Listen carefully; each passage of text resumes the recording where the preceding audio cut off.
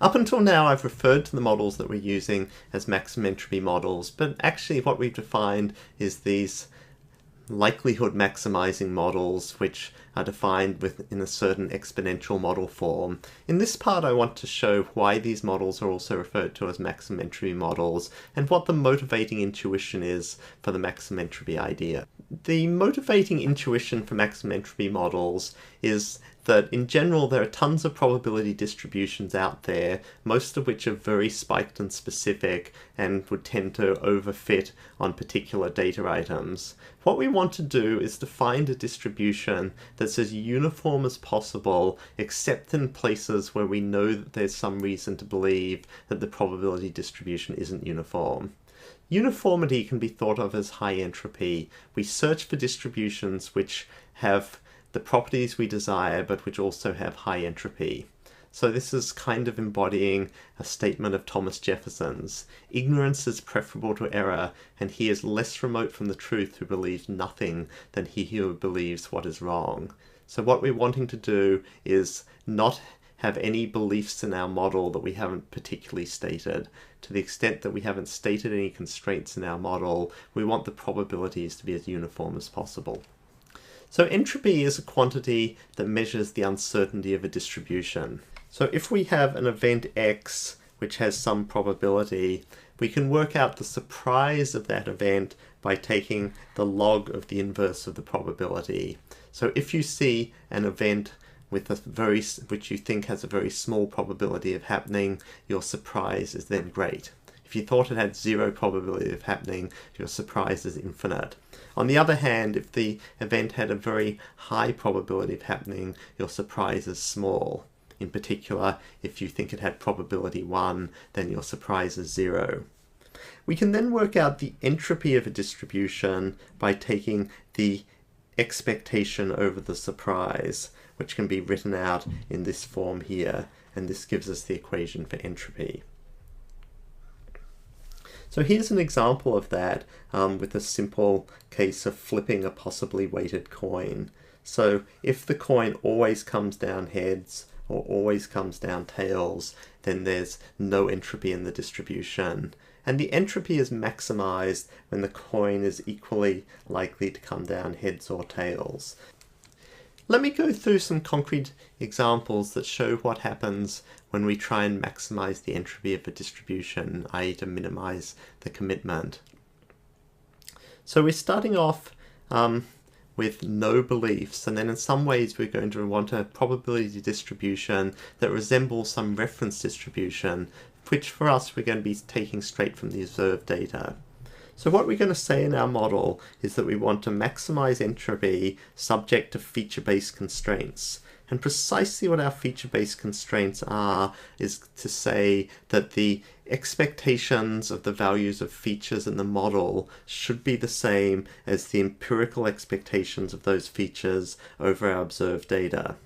So every time that we add features that puts constraints into the model, and therefore it lowers the maximum entropy, but on the other hand it raises the likelihood of the observed data. It takes the distribution further from uniform, but it brings the distribution closer to the data. So here's a very simple example of that. So here was our unconstrained entropy distribution, which has its maximum right here. If we put in a constraint that said the probability of a heads was 0.3, then we've constrained the distribution to just a single point. And so at this point, the constrained distribution has a lower maximum entropy than we had before. That example in one dimension is so simple it's hard to see much. So let's do a slightly more complex example in 2 dimensions. So here we have two probabilities, the probability of heads and the probability of tails. So let's just assume those are 2 numbers between 0 and 1, and we haven't even modeled the fact that heads and tails are in complementary distribution. Well then, if we model this entropy surface, that we find that the maximum entropy comes about when the probability of P of H and P of T is around there. And well, why is that? Well, that's because for the components of the entropy distribution minus x log x, they have their optimum at the value of 1 on E, which is about 0.38, 0.4 or something like that. So that's not what we normally see when we see the entropy picture for a coin, and that's because normally we immediately put in this constraint saying that heads and tails are in complementary distribution. The sum of their probabilities have to add up to 1. And so then once we do that, we've constrained the space by saying we have to be somewhere along this line, and then we're in the situation that entropy is maximized by having the probability of heads equaling the probability of tails equaling a half. But again, we could sort of stick in one more constraint and say the probability of heads is 0.3, and then again we've constrained the distribution down to a single feasible point. And the point to notice is that with each of these constraints, the maximum entropy of the model has gone lower. So here we're at the true maximum of the function. Now we're sort of away from the true maximum of the function, but still at a reasonably high entropy point. And here we've wandered even further from the maximum of the function. So our maximum entropy is going down, but we're modeling facts about the situation in the world that we want to model. Let's look at a concrete example that's a little bit closer to a natural language problem now. Let's suppose we have this event space. So we have parts of speech, where here we just have 6 parts of speech. Nouns, plural nouns, proper plural nouns, and 2 verb parts of speech. And this was our empirical data, so that we saw 36 different events, and of those, the most common things we saw were proper nouns, which are actually 2/3 of the data, and then we saw some regular nouns, and we saw a few verbs. Right, so if we have a probability for each of these events, and we just say maxima, and they're sort of P1, P2, P3, and we say maximize those probabilities, again, the maximum entropy distribution is by setting each of them to the value 1 on E. But that's not what we want. We want to say that this is a set of categorical probabilities. And so then the maximum entropy distribution is to say that each of those probabilities is 1/6. Uniformity is the maximum entropy distribution in categorical distributions.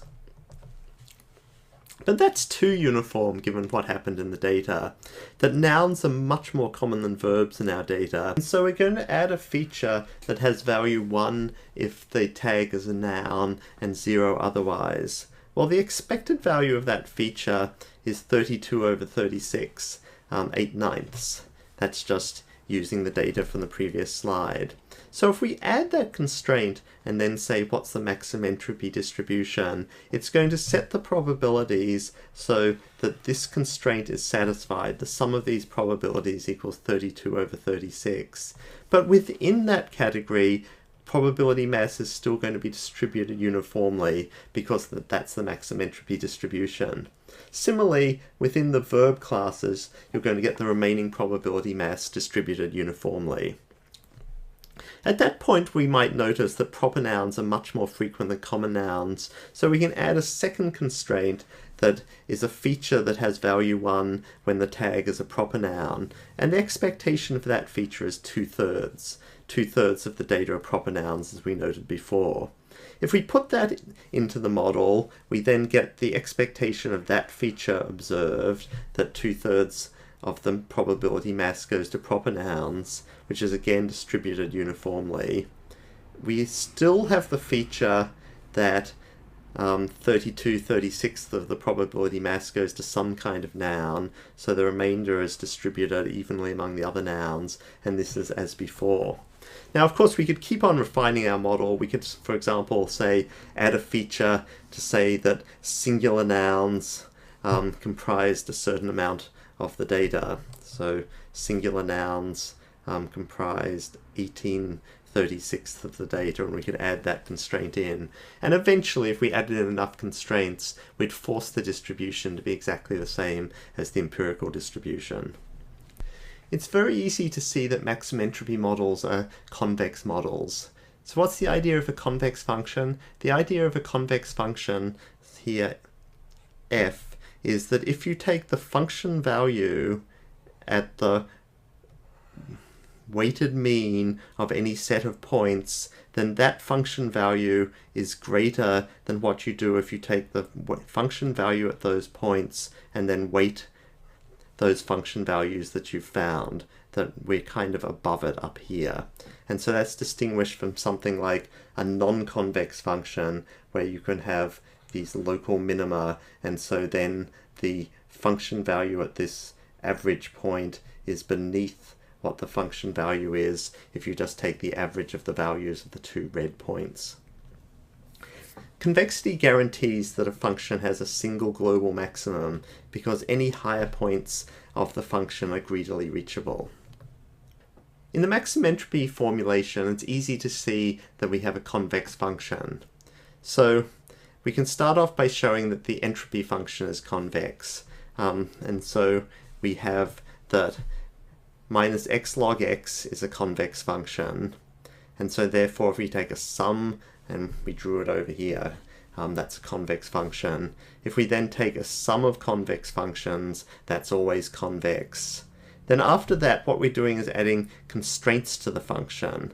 And so the feasible region of a constrained entropy function is a linear subspace of it, which then also has to be convex. So like when we put a linear subspace constraint right here through our entropy surface, that we've still got a convex function coming out of it. And so I'm not going to show it here, but the same is true for our original maximum likelihood presentation, that we get a convex function. Okay, well I hope you now understand where the name maxent models comes from and what the key idea of the maximum entropy principle is.